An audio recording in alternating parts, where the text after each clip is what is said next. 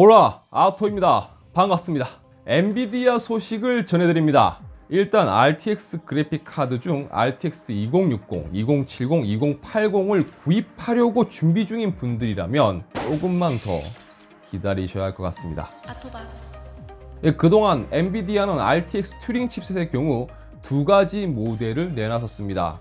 아는 분들도 계실 테지만 예를 들어서 RTX 2080의 경우 TU104 칩셋을 사용하지만 세부적으로는 TU104 400A1과 TU104 400AA1으로 구분됩니다. 이게 무슨 차이일까 싶으시겠지만 쉽게 설명드려서 400A의 경우 상대적으로 고수율 칩이라고 보시면 됩니다. 그래서 그래픽카드 제조사에서 팩토리 오버클럭을 하는 식으로 이 레퍼런스 모델 대비 높은 클럭 스피드를 가지는 모델의 경우 이와 같은 칩셋이 탑재된다고 보시면 됩니다. 당연히 여러분들도 아시는 것처럼 같은 그래픽 카드 라인이라도 팩토리 오버 적용 유무, 그와 더불어 쿨링 시스템의 차이 등등 가장 큰 거는 팩토리 오버를 통한 기본 클럭 스피드의 차이가 가장 크겠지만요. 이 가격 차이가 상당히 나는 걸 보셨을 겁니다. 실제로도 A 칩셋이 BA 칩셋보다도 가격이 비쌉니다. 그런데 탐스 하드웨어 저머니를 통해서 나온 소식에 의하면 5월 이후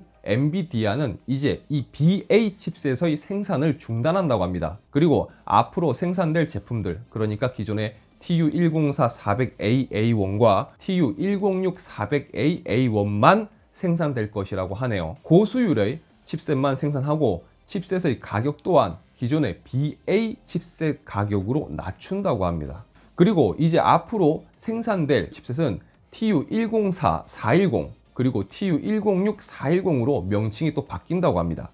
어찌되었든 결론은 엔비디아의 칩셋 생산 수율이 향상되었다는 것을 알 수 있습니다. 그리고 향상된 수율로 인해서 이전보다 저렴한 가격에 고성능 칩셋을 탑재한 제품을 구입할 수 있다고 볼 수 있습니다. 물론 여기까지 제가 이렇게 말씀드리면서도 사실 조금 불편한 게 있습니다. 이 내용이 실제 소비자들이 체감하기까지 얼마나 걸리게 될지는 좀 장담하기 힘들다는 점이죠. 특히나 우리나라의 경우 대략 6월쯤에 교체된 칩을 탑재한 모델이 나온다고 가정을 했을 때 가격적인 측면에서 얼마나 반영이 될지, 국내에서 체감이 될지는 글쎄요.